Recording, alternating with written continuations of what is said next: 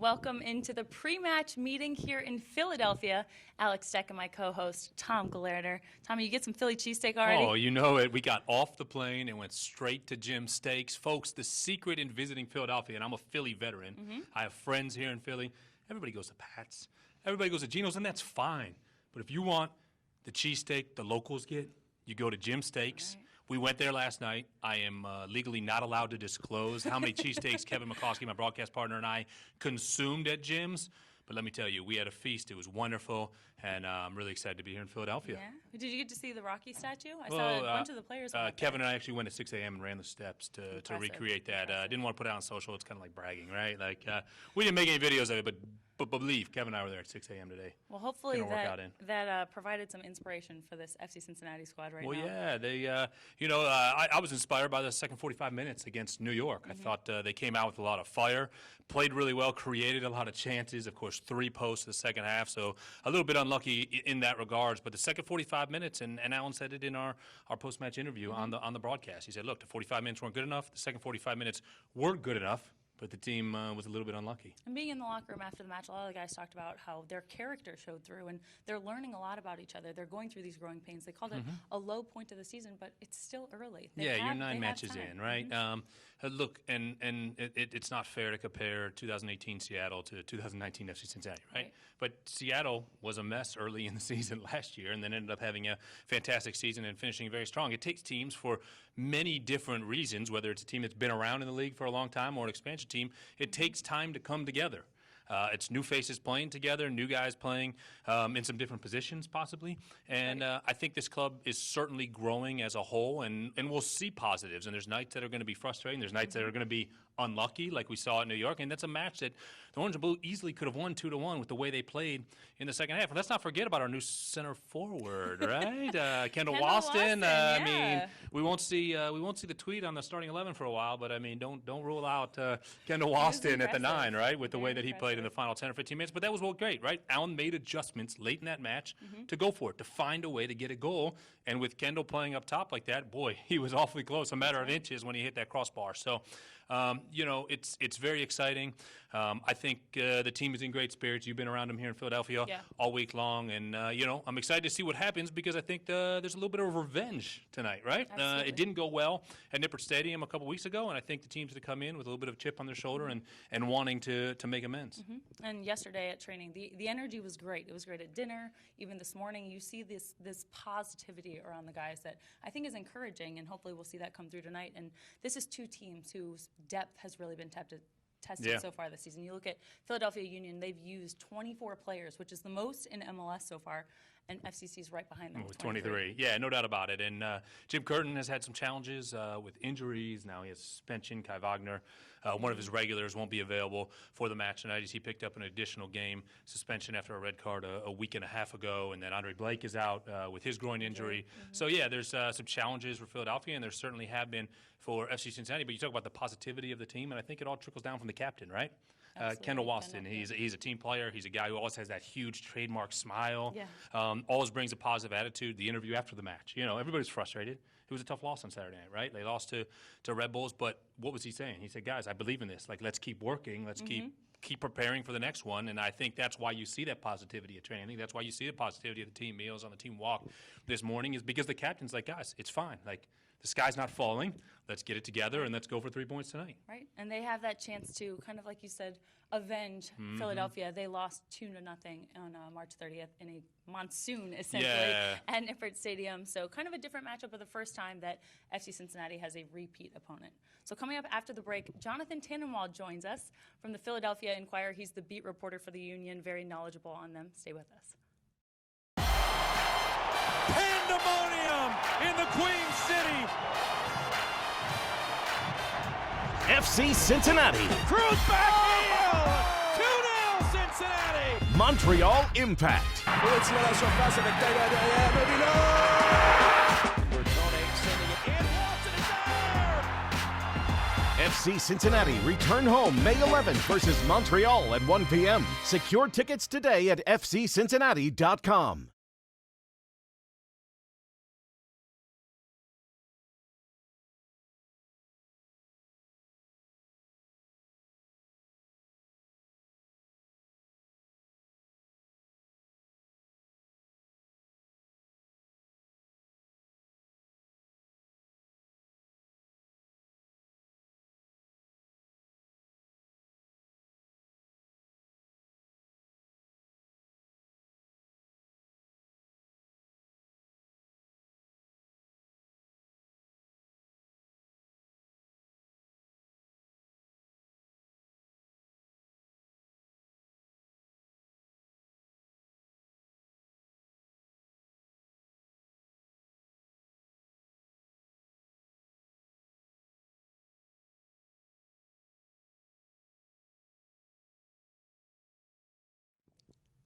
Welcome back into the pre-match meeting. FC Cincinnati facing the Philadelphia Union tonight at Talen Energy Stadium. That match kicks off at 7:30. I'm Alex Stec, joined by Tom Gelehrter and our special guest, Jonathan Tannenwald. Thanks for coming. Appreciate you coming out here. Pleasure to be here. So you've been with the Philadelphia Inquirer for quite a long time, since 2006, and you've been covering the Union. So far, this team's had an impressive run. They're good. They're actually, it's strange to say that for people in this town because they've been so bad and so irrelevant for so long. They're actually good. As I wrote in the paper this morning, they're not great yet. There's a very small number of teams that are actually great this year, and maybe Toronto might be the only one in the Eastern Conference. All the other ones are out west, the two LA teams in Seattle. But they're good. They know what they're doing. They have some depth, as you guys have mentioned. It's going to be a little bit of a rough ride tonight with Kai Wagner out, and you can say what you want to say about MLS announcing that suspension 25 hours before kickoff. When we were down at practice yesterday at around 11:30, 12 o'clock, Jim Curtin didn't know yet what the decision was. You can make of that what you want. But they've got some players. I really like Brendan Aronson, who you guys saw, obviously, in the game in Cincinnati. He's good. He's not Paxton Pomykal, by way of example. He's not a kid who's gotten a lot of hype for a long time and everybody's been following. But he's an honest-to-goodness American number 10. He runs for days. He can create. He's a great passer. And he's starting to get a little bit of attention from the kinds of people who pay attention to that sort of thing around MLS, which is good because this Union Academy has some pretty high standards and has developed some decent players in recent years, like Austin Trusty, like Mark McKenzie, like Matt Rayel. I think that McKenzie and Rayel are both going to the Under-20 World Cup. We'll know that in a few days. The questions tonight are, who plays at center back? Does Jim Curtin rotate the center backs after this long trip back from Vancouver? And who plays it forward? Because he's got 5 forwards who can score goals. One of them, Sergio Santos, is a little bit injured. I think we might see him come off the bench tonight in what would be his first game in a while. But PHIvCIN is second on the team in shots taken and chances created. David Akam's got a couple goals. Corey Burke's got a couple goals, and Kasper Shabilko scored his first goal. Shabilko, by the way, you can practice that. Yeah, trust me, that's all I've been. He didn't play in the match on March 30th in the monsoon, so I didn't have to worry about it. Madunian, I already had a mouthful there. And, when they signed him last year, what's your name? And he just said, just call me Kasper, it's all right. Right. Shabilko, who scored his first goal over the weekend in Vancouver. With that, I thought. Yeah, no question about it. This team lost their first 2, and probably some of their supporters scratching their heads saying, here we go again. But playing very well, 4-1 and 2 since, and showing their depth a little bit, I feel, because, Andre Blake is out right now. Obviously, Kai Wagner not available for the match. Fabian probably out. Yeah, Marco Fabian has, he played well in the match in Cincinnati. But when this team has had adversity as of late, they've still gotten results. Yeah. The thing about those first 2 games, they've installed a completely new tactical system this year under a new sporting director in Ernst Tanner. And he said up front, and he's a really refreshing, blunt, honest guy, tells you what he wants to do.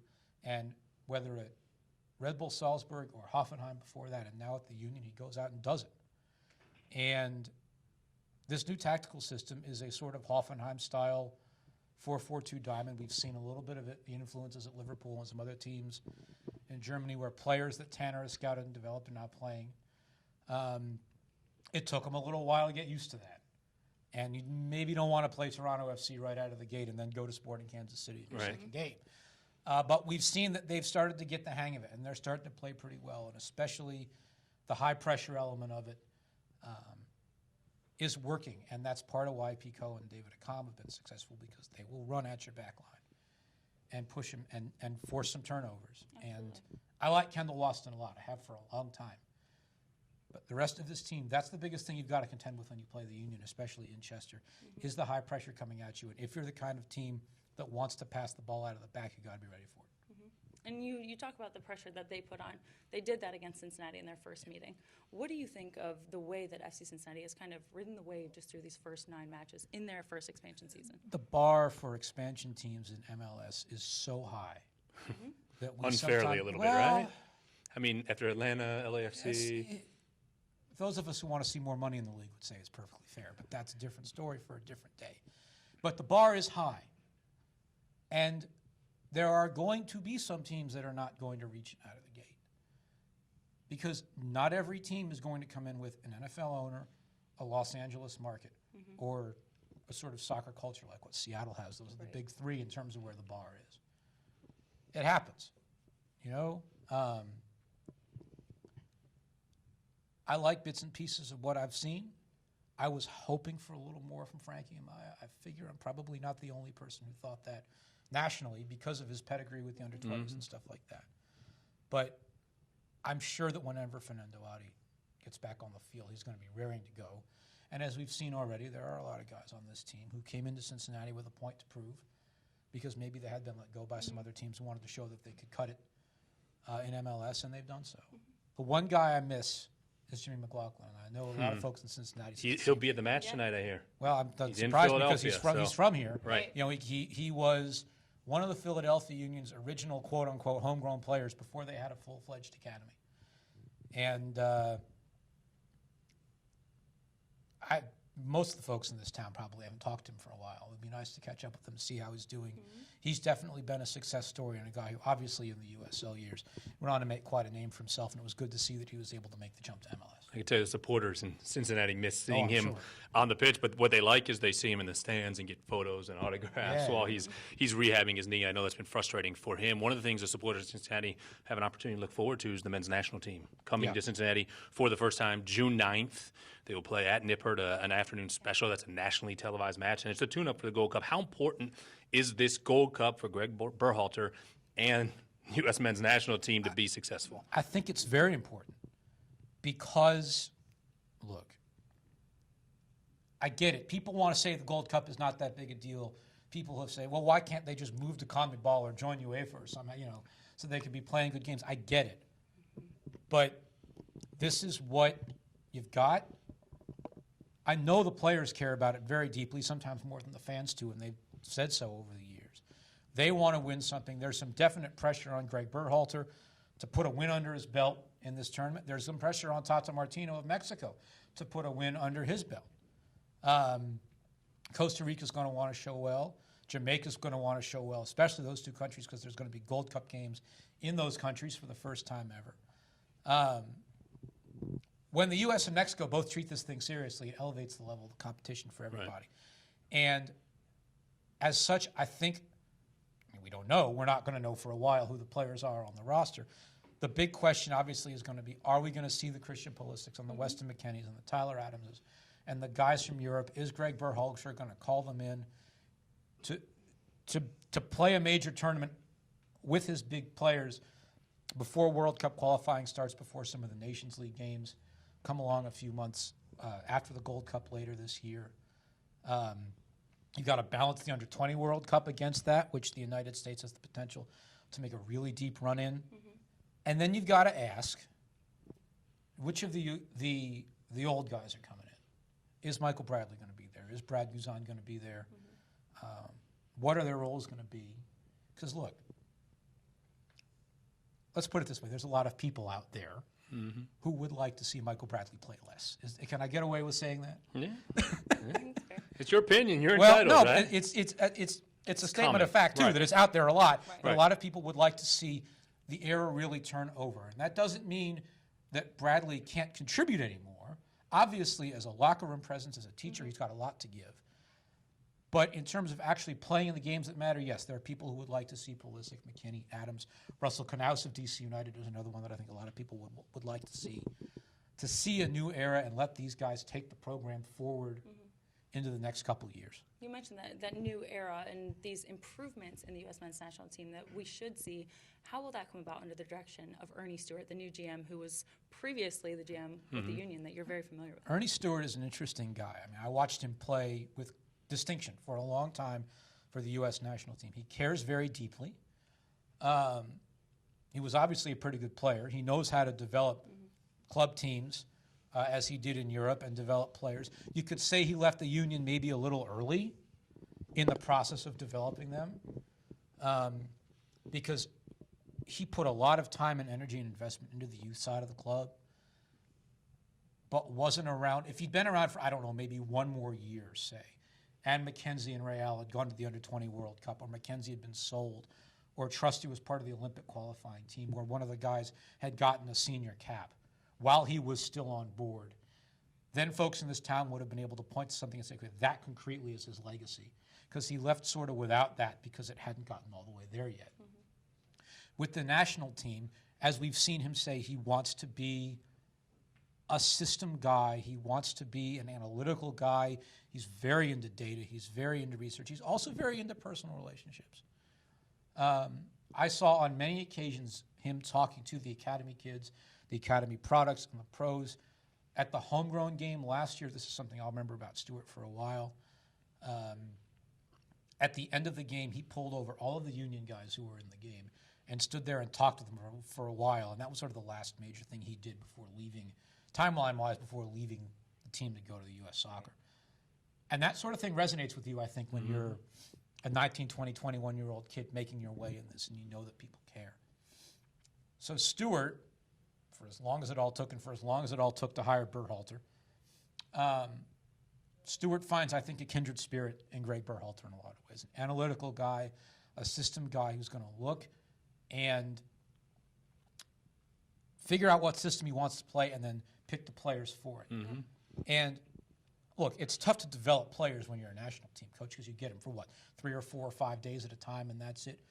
But we've seen that he's been able to do some things so far and make a couple of guys.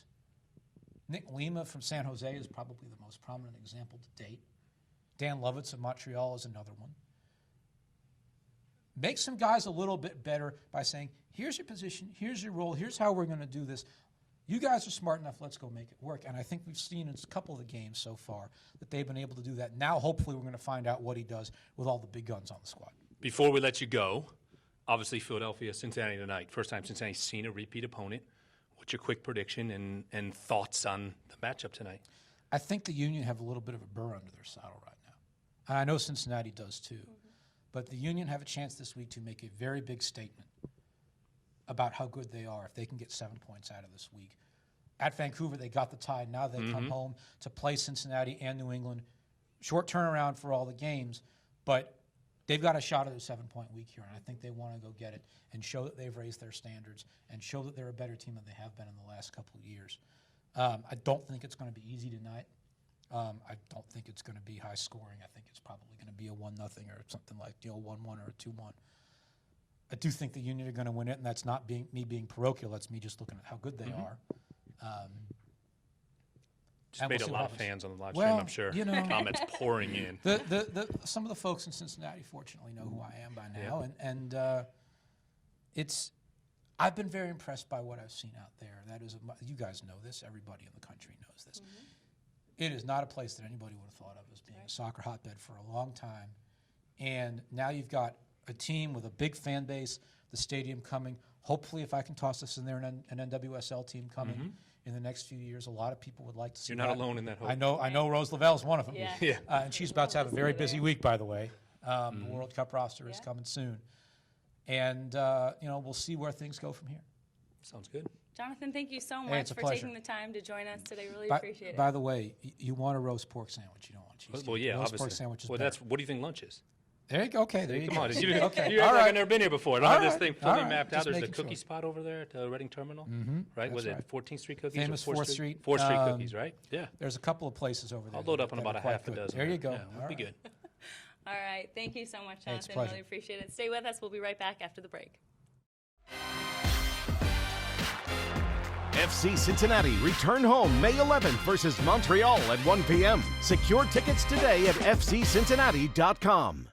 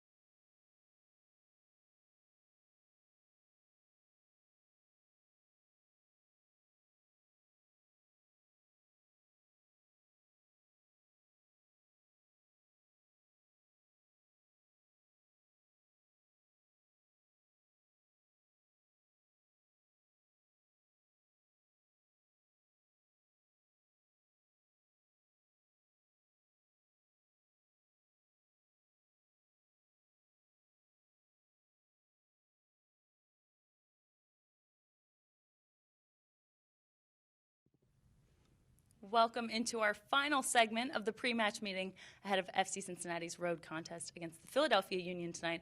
Jonathan Tannenwald, a lot of insightful information there. Yeah, no doubt.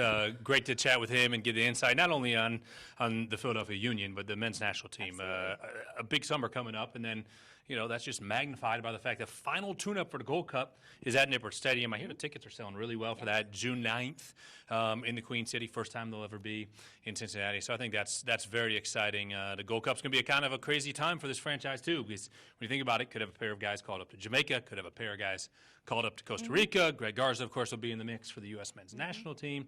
So it'll set up some depth situations for Allen and the orange and blue. But first things first, this is a team, as we talked about in the first segment, that's focused on tonight and finding a way to not only score goals, but get 3 points against the Union. Absolutely. The first meeting between them obviously resulted in a 2-0 loss for Cincinnati, but that rain, I mean, it really had an impact on the game. How much can you actually look at that game and take from it? You know, you could look at the tactics a little bit, and I think Allen wasn't happy with some of the ways that FC Cincinnati defended in that match. You know, and you could blame it on a variety of different things, right? Philadelphia played really well, and that was the start of this stretch. You know, they played Columbus the week before when both teams were missing guys for national call-ups. So I didn't make a whole lot of the result against Columbus. You're trying to figure out both teams early on in the season. And the next week, Philadelphia played well, and they've been on a roll ever since. FC Cincinnati, meantime, been trying to find themselves ever since. So do you take a lot away from it? I think there are things. The system hasn't changed for Jim Curtin. He's going to do the same thing that he did, as Jonathan explained to us, that they did on March 30th at Nippert. Just fortunately, it won't be in that monsoon-type rain, which I know that you are happy about. I get the pleasure of being in a dry booth, but you and everybody else, Lindsay down on the sideline, fortunate that we will not have a monsoon tonight for the match. Fingers crossed. We're not supposed to. But in looking at that matchup, I think Philadelphia, they did a great job of pressing Cincinnati. Cincinnati defended well, but their back line did get stretched a little bit of crosses and corners that the Union created for themselves.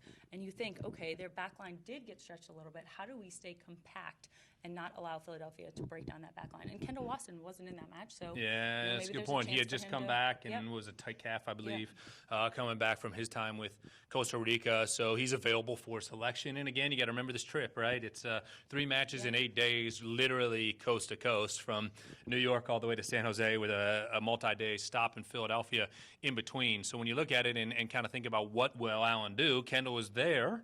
Will Kendall start? I don't know. We'll find out in a few hours here. Of course, Forrest Lasso is with the team. Hassan Nadam, as was announced a few hours ago, is now on loan with Charlotte Independence. So you have 3 options there, really, at center back with those guys. And over the next 2 games, we'll see some type of rotation. But you're right. That's a huge spark. And just having Kendall Waston and his positivity, I think, is a big boost for the Orange and Blue. And the midfield battle, I think, will be another key area tonight. You've got Alejandro Bedoya, who's obviously, we know he's a very talented player. He's been in excellent form for them so far. With Union and guys that you have to watch out for.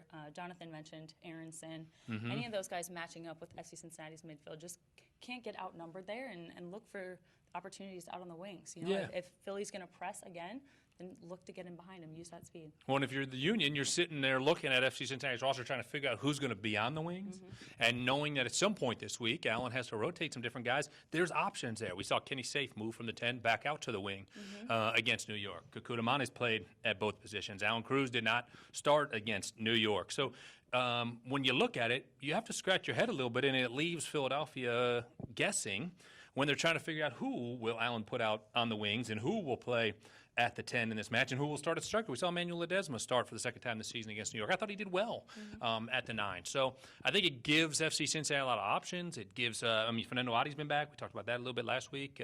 He did not play. He was not dressed against New York. He could be dressed tonight. So that's another option of somebody in the mix. And as Philadelphia puts it all on the board, trying to figure out who goes here and who goes there, it's a big question mark, right? And we talk about putting in that full 90-minute performance. Last weekend against New York, they weren't pleased with the first 45, as they shouldn't be. They were happy with the second 45. But like we mentioned last week, my area of concern is that final 15 minutes in the first half. They're now 0-4-0. So 4 of their 5 losses have come when conceding a goal in that final 15 minutes of the first half. What do you think it is? Is it losing focus? Are teams just kind of figuring out how to break down FC Cincinnati? I think it's a bit of a, adjustment from the opponent, right? That gives them a good 30 minutes to get into the game, and it should work that way both ways, right? You start to figure out where you can find holes in your opponent, and a little bit of it is luck, right? I mean, look at the backheel pass that sets it up. It was a no-look pass. There could have been nobody there. Allen wasn't happy about the defensive breakdown on that play, in his words, but at the same time, that's a incredible backheel pass to set it up for New York, and a great finish by Connor Lade as well. There wasn't a whole lot TT could do on that shot, and yet, despite all of that, if 2 of the 3 posts go in the second half, we're sitting here having an entirely different conversation. So now you're here in Philadelphia, you got revenge on your mind, and you have the opportunity to avenge that loss on March 30th, to get a result, and then take that positivity out west. Yeah, Kevin Noonan brought this up the other day. Tied for the most posts hit in a game, in a single game. Was it 6 in the last 5 games? I think is too many is what it is. The number for FC Cincinnati. So they're creating chances, right? And when you look at it in the big picture, that's a good thing, right? The opportunities are there. They're beating goalkeepers. Just that pesky woodwork is getting in the way and ruining the fun. Hopefully they can get past that tonight. And coming up on the 11th, it's the day before Mother's Day, so we have a special Mother's Day ticket package available. Brunch, hold on. family photo. Can I sneak in for breakfast? You know that brunch is my meal, right? And I'm going to be there early. So whose meal is it? Anybody going to stop me if I sneak in for a few pancakes? No, it's at 10:30. You got time. Oh, yeah, I can get that in. Yeah. I'll be there. Whoever's setting it up, make sure you save me a seat, because I'll be there. So that game is May 11th against the Montreal Impact. But one more game on the road on Saturday in San Jose. Got to finish out this 8-day stretch, but tonight they're facing the Philadelphia Union. Head to Buffalo Wings and Rings if you are in Indiana, Cincinnati, that area. Otherwise, we hope to see you at Talen Energy Stadium. For Tom Gelehrter, Alex Stec, Mark Graham, Matt Schisler, thank you guys very much for tuning in. We'll see you tonight.